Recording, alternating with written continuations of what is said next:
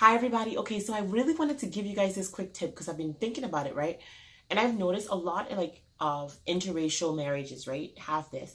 But then when I thought about it, I'm like, dude, everybody does the same thing. So if you want to know what I'm talking about or whatever, just stay tuned for the video. I love when people do that. I can't seem to do that right or whatever and stuff where they like give you like a little preview of the video and then they say stay tuned for the video and then there's like a little clip or whatever. Anyways, we'll get there someday. We'll get there. We'll get there, okay? But in this video, actually, before I say that, and before I give you guys the tips and stuff like that, if you're not subscribed to my channel, please go ahead and do so. It's right there. Please subscribe. But no, I wanted to touch on this because I feel like a lot of relationships struggle because they're like, we're not the same. We're not the same. Why do you need to be the same? You don't need to be the same. Now, imagine you have like a 23-year-old and you have a 26-year-old, right? You grew up in a different household for 23 years and you grew up in a different household for 26 years. Those are two different histories, right?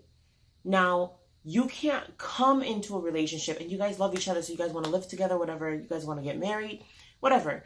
You can't come together and decide, okay, you know what? You're going to dump your 23 years and we're going to do it my 26 years. Or you're going to dump your 26 years and we're going to do it my 23 years, right? No, it doesn't work that way. Because what people try to do, right, like in relationships, what people try to do is they want to come into the relationship and they want to continue traditions and stuff that they did in their family. And then when that person doesn't care about that tradition, then you get mad about it or you don't understand it or whatever. Another point that I really want to make really quickly is before you get into that relationship, you have to ask that person, what is it about your traditions and cultures? Like, what is the most important thing you will not give up from your traditions and your culture? You know, like what are the things that you will not, that are non-negotiable, that are traditions that you personally cannot give up, right? And then that person has to decide, am I okay with those things? Am I okay with your culture? Am I okay with those foods that you're not trying to give up? Am I okay with those things? Because if you're not okay with it, at that point, you can back out.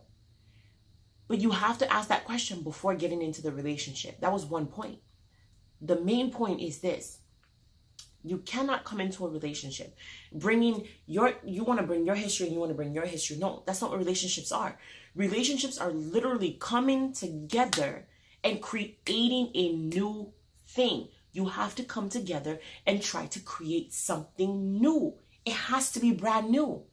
You cannot do it the old way. It has to be brand new. You know why?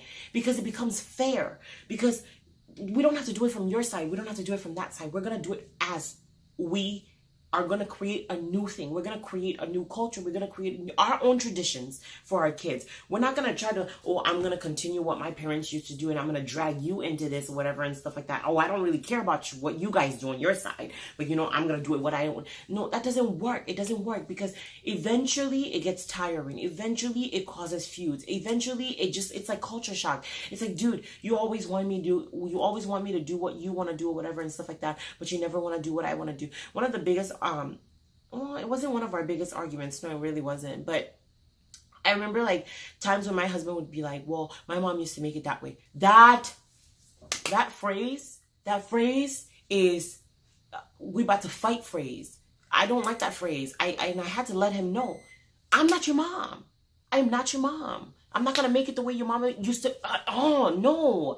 And that stuff is so irritating. I think every married woman that I've talked to, whenever you're like being compared to like, oh, my mom used to make it. Oh, can we call your mom, please? Call your mom. Let her make it for you then. I am that extreme. I'm not going to lie. I am that extreme because it's like, dude, I'm making food for you. Your mom isn't making food for you. And that's that kind of, it's along those lines. So it's like, you cannot bring those things into your present relationship. You have to create new ways of doing things so it's fair and balanced for both parties. And that's going to cause you guys to actually thrive, because then you're not like, oh, you're always dragging me into your world and you never come into. No. The 23 years, that's well and good. We've gotten here now, right? 26 years. Oh, amazing. They did such a good job with you. I don't know why I went to the African accent. My husband's African though. I mean, we're both African, but like, yeah, whatever. No, but that's awesome. Now let's come together and then let's create a new thing. That's what marriage was supposed to be. You come together and you come up with a new culture. You come up with a new way of doing things. You create your own. You don't base it off of somebody else's thing. You can't do that because it will never work. You both agree, come to terms, and create something new. Definitely share it to people who are in relationships, because all relationships can benefit from this. Sorry guys, my microwave is going. Definitely subscribe, okay? I love you guys, and I'll see you guys in another video. Bye guys.